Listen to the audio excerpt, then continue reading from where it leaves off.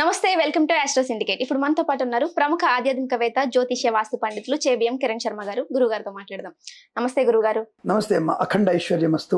ఈ నవంబర్ 26 నుండి శుక్రుడు వృశ్చికంలోకి ప్రవేశిస్తున్నాడు గురుగారు.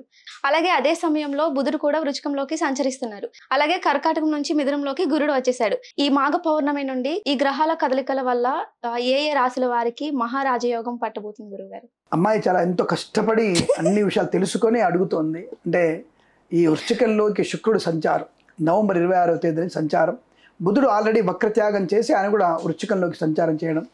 అతిచారంలో అంటే గురుడు అతిచారంతో సింహంలోకి వెళ్ళి కర్కాటకంకి వచ్చి మరి కర్కాటకం నుంచి మిథున రాశిలో కూడా వెళ్ళబోతున్నాడు ఆయన. మరి ఇటువంటి సందర్భంలో ఉన్నటువంటి సమయంలో మహారాజయోగం పడుతుంది. ఎవరెవరికి పడుతుంది అంటే ముఖ్యంగా ఇక్కడ మహారాజయోగం పట్టేది కర్కాటక రాశి వారికి అని చెప్తాను.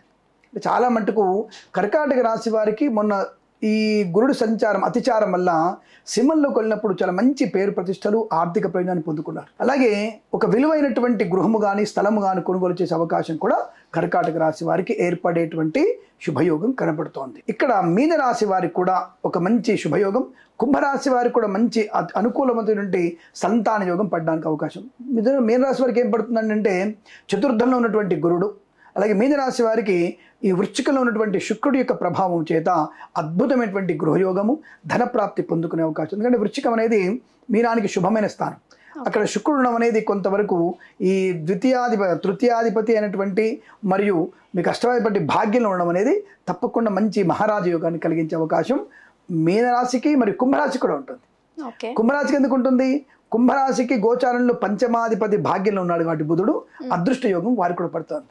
అంటే మహారాజ యోగం పట్టే అవకాశం కష్టం, కానీ రాజయోగం పడుతుందని చెప్పవచ్చు. ఎందుకంటే కొన్ని తత్వాల కొన్ని కదలిక వల్ల ఇప్పుడు కొన్ని నక్షత్రాల ప్రకారం శతభిష నక్షత్రంలోకి రాహు ప్రవేశం జరిగేసరికి కొంత వీరికి అంటే లేనిపోని వ్యక్తులతో అనవసర ఖర్చులు కూడా వస్తాయి. అంటే లేనిపోని బాధ్యతలు అనుకోండి, ఎగ్జాంపుల్ బాధ్యతల మీద పడే అవకాశం ఉంటుంది. కాబట్టి కొంత మహారాజయోగం కన్నా రాజయోగం పడుతున్న వారికి చెప్పవచ్చు. ఎవరికి? మీన కుంభరాశుల వారికి అని చెప్పవచ్చు. ఇక మరి మీరు అన్నట్టుగా మహారాజయోగం పట్టేటువంటి రాశులు ఎవరు అని అడిగితే తప్పకుండా వృశ్చిక రాశి వారికి పట్టే అవకాశం ఎక్కువగా ఉంటుంది. అంటే వృశ్చిక రాశి వారికి పట్టిందల్లా బంగారం ఎలా అవుతుంది అంటే గురుడి యొక్క శుభస్థితి. అదేంటంటే అష్టమంలో ఉన్నాడు కదా గురుడు.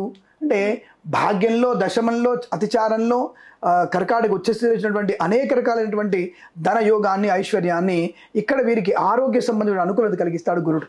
అంటే ఆరోగ్యవంతమైనటువంటి శుభయోగం. ఎవరికైతే సంపూర్ణ ఆరోగ్యంతో వారే మహారాజ యోగాలు ఉన్నట్టు వాళ్ళు.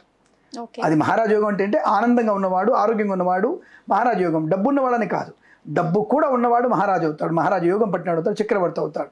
కాబట్టి ఇక్కడ మీకు వృశ్చిక రాశి వారికి కూడా అష్టమంలో గురుడు ఉన్నప్పటికీ కూడా చాలా మంచి అనుకూలమైనటువంటి ఆరోగ్యవంతమైన శుభయోగాన్ని కలిగిస్తాడు, రుణ విమోచనాన్ని కలిగిస్తాడు. కాబట్టి ఈ రాశి వారికి కూడా అనుకూలంగా ఉండే అవకాశం. ఇక కన్యా రాశి వారికి కూడా మహారాజ యోగం పట్టబోతోంది. ఎందుకు? బుధుడు అనేటువంటి గ్రహము ధనాధిపతితో కలిసి ఉండడం. ఈ కన్యా రాశికి అధిపతి బుధుడు, మిథున రాశికి అధిపతి గురుడే. ఈ గురుడు అనేవాడు బుధుడు అనేవాడు ఏంటంటే శుక్రుడితో ధనాధిపతితో కలిసినాడు కాబట్టి తప్పకుండా ఈ కన్యా రాశి వారికి కూడా అతి ధనయోగ ప్రాప్తి ఉంటుంది. ధనయోగ ప్రాప్తి ఉంటుంది. రావాల్సిన బాకీలు రావడం, కోర్టు వివాదాల సమస్యపై అవకాశం కూడా ఈ రాశి వారికి చాలా బలంగా ఉండే అవకాశాలు ఉంటాయి. సో మరి చాలా మంది చూసే విధానంలో కర్కాటక రాశికి 12వ ఇంటి ఉన్నాడు కదా, ఆయనకి ఇక్కడ యోగించాడంటే ఇక్కడ శుక్రుడిని చూసుకోవాలి మనం. శుక్రుడు లాభాధిపతి అయి కుజుడితో కలిసినటువంటి శుక్రుడు బుధుడు యొక్క సంచారం అనేది వీరికి రాజయోగాన్ని, వివాహాన్ని, ఆనందాన్ని, వాహన యోగాన్ని, గృహయోగాన్ని కలిగించే అవకాశం ఉంది. కాబట్టి కర్కాటక రాశి వారికి మహారాజయోగం తప్పకుండా ఉండబోతుందని చెప్పవచ్చు. మనం ఎన్నెళ్ళు ఉంటుందంటే 10 రోజులు ఉండొచ్చు, 15 రోజులు ఉండొచ్చు, 27 రోజులు ఉండవచ్చు. అంటే బుధుడు కుజుడు ఒకే డిగ్రీ మీద ఉన్నప్పుడు, బుధుడు శుక్రుడు ఒక డిగ్రీ ఉన్నప్పుడు, గురుడు కూడా అదే రకమైనటువంటి డిగ్రీతో ఉన్నప్పుడు మనకి యోగాలు ఉంటాయి. తర్వాత గురుడు మారిపోతాడు, తర్వాత శని కొంత గ్రహస్థితి మారిపోతాడు, రాహు శతభిషంలోకి వస్తున్నాడు, పూర్వభద్రలో ఉన్నాడు, శతభిషంలోకి వస్తాడు, తర్వాత మెల్లగా ధనిష్టలోకి వస్తాడు. అంటే రాహు సంచారం మారిపోతుంది, కేతు మారిపోతాడు. ఈ గ్రహాలు మారిపోతున్నప్పుడు కొన్ని వచ్చేటువంటి అవయోగాలు, శుభయోగాలు అనేకం ఉంటాయి. కాబట్టి ఇక్కడ ఓవరాల్గా ఈ యొక్క మాఘ పౌర్ణమి, మాఘమాస సందర్భంగా జరిగినటువంటి యొక్క యోగాలు, అందులో ఈ మాఘమాసాలు ఏంటంటే యాక్చువల్గా మన నవంబర్లోనే గ్రహాలు మారాయి. బుధుడు నవంబర్లో మారిపోయాడు.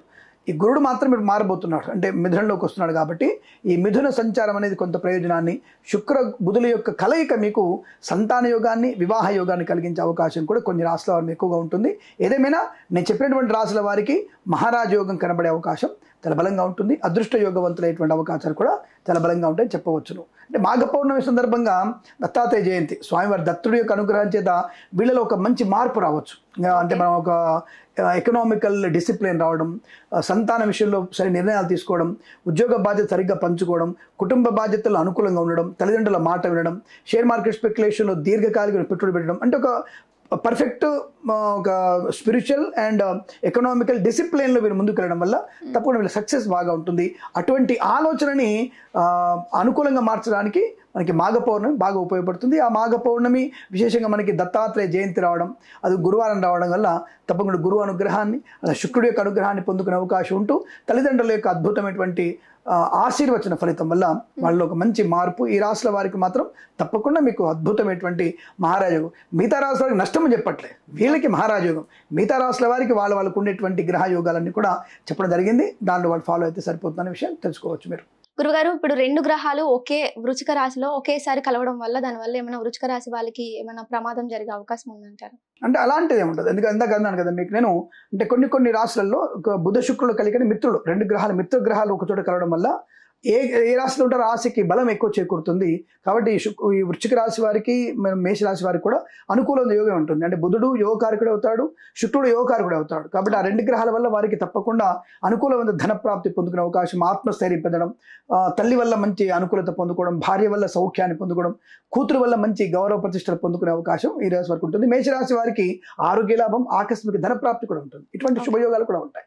విన్నారు కదండి, గురువు గారు చెప్పినట్టు ఎకనామికల్ డిసిప్లిన్ మెయింటైన్ చేస్తూ ఆరోగ్యంగా ఐశ్వర్యంగా ఉండండి. మళ్ళీ మరో ఎపిసోడ్తో మళ్ళీ మీ ముందుకు వచ్చేస్తాం. అంతవరకు కీప్ వాచ్ అండ్ సబ్స్క్రైబ్.